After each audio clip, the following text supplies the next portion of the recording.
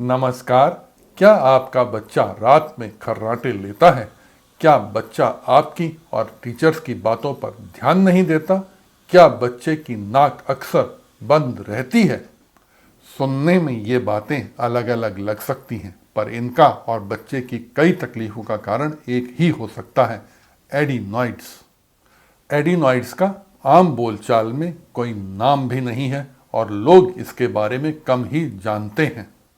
पर इसके बढ़ने से बच्चे की हेल्थ पर ही नहीं, बल्कि उसकी नींद, उसकी ग्रोथ, उसकी शक्ल, उसकी आवाज़ और उसकी पढ़ाई पर भी बुरा असर पड़ता है। एडिनॉइड एक तरह का टॉन्सिल ही है। दोनों ही बच्चे के इम्यून सिस्टम का हिस्सा हैं और दोनों ही लिम्फॉइड टिश्यू से बने होते हैं। फर्क ये है कि टॉन्सिल 2 होते हैं और एडिनॉइड्स 1, जबकि एडिनॉइड्स के अंत में भी एस आता है। टॉन्सिल्स मुंह के पीछे स्थित होते हैं और एडिनॉइड्स नाक के पीछे। टॉन्सिल्स मुंह खोलकर खुद भी देखे जा सकते हैं, जबकि एडिनॉइड्स नहीं। एडिनॉइड्स जन्म के समय छोटा होता है, लगभग 5 से 8 साल की उम्र तक ये बढ़ता है और फिर धीरे धीरे छोटा होते होते एडल्ट्स में लगभग गायब हो जाता है। ज़्यादातर केसेस में इन्फेक्शन से लड़ते हुए और कुछ केसेस में एलर्जी के कारण एडिनॉइड्स में सूजन आ जाती है और कुछ बच्चों में ये साइज बड़ा हुआ ही रह जाता है। दिक्कत एडिनॉइड्स के नाक के पीछे की लोकेशन की वजह से होती है। पहली बात, अगर एडिनॉइड्स बड़ा हो जाए तो उस रास्ते में रुकावट पैदा करता है जहां से नाक से ली गई ऑक्सीजन नीचे जाती है। गले के इस हिस्से को नेज़ोफेरिंजियल एयरवे कहते हैं। ये रास्ता बंद हो जाने पर बच्चा नाक से सांस नहीं ले पाता। खड़े हुए बच्चे को तो फिर भी नाक से कुछ सांस आती है, क्योंकि तालू या पैलेट नीचे लटकने से सांस लेने की थोड़ी सी जगह बन जाती है।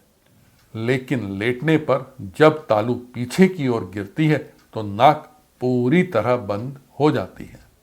दूसरी बात, एडिनॉइड्स के दोनों तरफ यूस्टेशियन ट्यूब्स नाम की नलियां खुलती हैं, जो कि मिडल ईयर से आती हैं। यूस्टेशियन ट्यूब्स कान के पर्दे के पीछे हवा पहुंचाने का काम करती हैं। एडिनॉइड्स ज़्यादा बड़ा होने पर ये यूस्टेशियन ट्यूब्स ब्लॉक हो सकती हैं। इससे कान के पर्दे के पीछे पानी या रेशा इकट्ठा हो सकता है। इससे बार बार कान का इन्फेक्शन हो सकता है, कान के पर्दे में छेद हो सकता है, कान की हड्डियां गल सकती हैं, सुनने में भी कमी हो सकती है। आइए जानें एडिनॉइड्स बढ़ने के लक्षण क्या होते हैं। वीडियो अगर पसंद आ रहा हो तो लाइक ज़रूर करें। नाक बंद रहना, नाक अक्सर बहना, वेट बबली नोज, मुंह से सांस लेने के कारण मुंह खुला रहना, मुंह और होंठ सूखना, मुंह से बदबू आना और निगलने में दिक्कत, नाक बंद होने के कारण आवाज़ में फर्क, नींद में बेचैनी और खर्राटे लेना, नींद पूरी ना होने से बच्चे का सुस्त रहना, पढ़ाई पर असर पड़ना, नींद में कुछ सेकंड के लिए सांस का रुक जाना, इसे ऑब्स्ट्रक्टिव स्लीप एपनिया कहते हैं। कान में दर्द, कान में भारीपन, बात पर ध्यान न देना, टीवी बहुत ऊंचा चला के सुनना, कान ज़्यादा डैमेज हो जाने पर सुनने की ऐसी कमी भी हो सकती है जो बाद में पूरी तरह ठीक ना हो पाए। बार बार साइनस के इन्फेक्शन हो सकते हैं, क्योंकि साइनस तो नाक में ही खुलती है और नाक बंद रहती है। बच्चे की शक्ल तक में बदलाव आ सकता है, इसे एडिनॉइड फेस कहते हैं। शायद मैंने अपने वीडियोस में अभी तक किसी भी कंडीशन के इतने लक्षण नहीं गिनवाए होंगे। ऐसे लक्षण होने पर ईएनटी सर्जन से संपर्क अवश्य करें। वे देखने के लिए एंडोस्कोपी कर सकते हैं और गले का एक्सरे भी करवा सकते हैं। एक्सरे से अंदाज़ा लगाया जाता है कि एयरवे में कितनी रुकावट है, नाक से ली गई ऑक्सीजन के लिए नीचे जाने की जगह कितनी बची है। कान के कॉम्प्लिकेशंस का शक हो तो कान के टेस्ट भी किए जा सकते हैं। ज़रूरत के हिसाब से उपयुक्त दवाएं दी जाती हैं, एंटीबायोटिक्स, एलर्जी की दवाएं और नाक के स्प्रे इत्यादि। तकलीफ कम हो तो लंबे समय तक स्टेरॉइड्स के नेज़ल स्प्रे देने से फ़ायदा हो सकता है।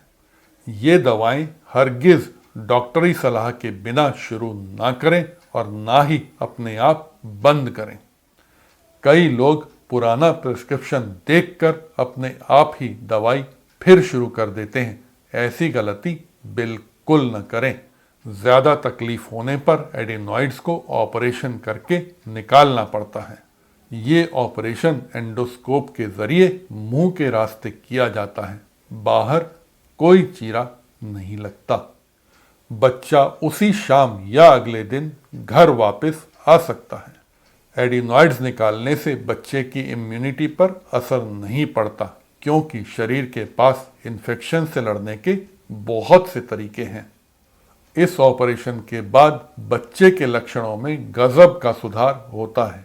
तो एडिनॉइड्स का शक हो तो अनदेखा ना करें।